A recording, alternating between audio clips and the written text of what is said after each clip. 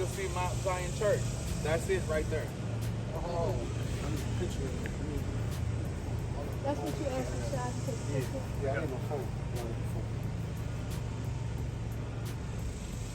So this was a wealthier district. This is where your doctors, your attorneys, different people like that lived in this district.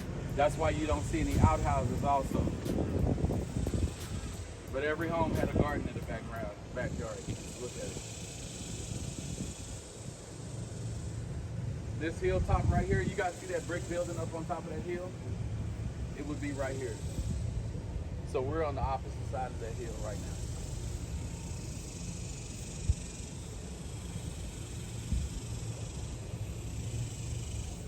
That would be what you asked for. So all the excavation or whatever was done to build, everything under was checked as far as you know? Yeah, as far as we know, because they had this district cleaned up completely. They hired 150 black men in the Red Cross to help remove all the bodies.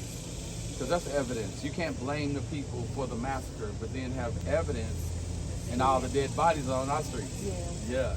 So you got to get rid of the bodies so that you can make that declaration and blame these people for this event and actually call it a riot instead of a massacre. Looking at how high the hill is. Yeah, remember that? We were talking about the house on the hill? Yeah. The best homes. When they get back, I'm going to talk about those homes. How you doing? How you doing, sir? Good. I actually do YouTube, and I drove all the way out here randomly from wow. New Jersey. Really? Yeah, so I just happened to show up, Okay. and you got this group Check going that on, out. so I know it was meant to be. Well, my name is Chief AMUSAN. I'm the owner of the Real Black Wall Street Tour. John, nice to meet you. man. My YouTube channel is Focus Wings. I'll check that out. Get So- a picture of that shirt so I remember that. There we go. Got it. All right, The awesome. question you should be asking yourself is why weren't those houses burned down? Good question. The majority of people who invaded Greenwood had never seen Wakanda. They had never seen Greenwood. Like, they didn't know, no, really. They didn't believe black people lived this nice, so they said that house gotta belong to a white person. So those homes, some of those, yeah. So a lot of those homes got spared. They just didn't believe black people lived that night. They had never seen Greenwood. And so those people who, you notice that chimneys are the only thing standing in most of these places.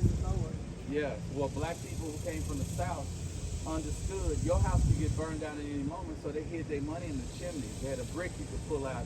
You put a tin can in there because the chimney's fireproof. So a lot of people were able to, people didn't trust the bank, got their money out of the chimneys. Everybody else was pretty much rescued by freedmen. And you know, there were people who knew that this was a land grab, that this, the whole thing, the Tulsa Real Estate Exchange, that was planning to turn this into an industrial area and a train depot. They knew it was a land grab, so you had some whites that were actually sandbagging houses to claim them. That's why you see that one house standing by itself with the sandbags in front of it. Because they were trying to preserve, take whatever they wanted, like spoils of war. That's crazy. Yeah. And for the young kids, I want y'all to look at this. These are some of the children who, because nobody really talks about the orphans. These are some of the kids who survived. Their parents was killed. Yeah, they have no. These are people who had no idea what happened to their parents. They were in the internment camps. So what did they do with them children afterwards? They were taken care of by the community. Because it's not like we had an orphanage. We had a hospital, but we didn't have, because we didn't have a senior living center either. You know, it's like we took care of each other. Yeah. And so you see these kids in this picture, and in this picture. Crazy. And so these are the people that nobody. These are the people who survived to fight right now in the courts. Those two living survivors. And then I've known as many as 250 survivors in my lifetime. So when I see these faces, I think about these kids having the courage to even talk about what happened to them, and then being silenced for over 175 plus years to never talk about it. So imagine what stayed in the memory of these kids, and they wasn't like no therapist came and said, hey, tell me what happened to you. How can we help you get through that? No therapist came to help these kids. It wasn't They didn't know what to even ask. No, of course. So we did what we could. Like, so when I look at these pictures, I think about my grandfather. I think about, my own family members who survived the massacre. But just remember those children and all those widows.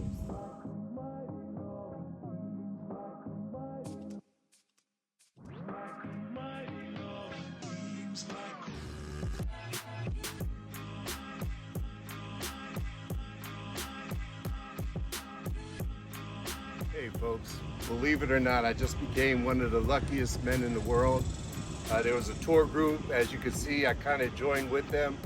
I'm very thankful for the tour guide that shared valuable information that no one really knew that was in the group, along with clarifying some of the things that were going on based on these illustrations of the truth. Man, I mean, how fortunate am I to be able to join in with that just to bring this to you. Man, I'm so thankful. You know, we have to become more informed, and the gentleman that introduced himself to me and I to him just allowed all of us to become more informed. And as you can see, you could actually see people, horses. Wow. Amazing, just simply amazing. I'm thankful for being out here, although it's against my lung health.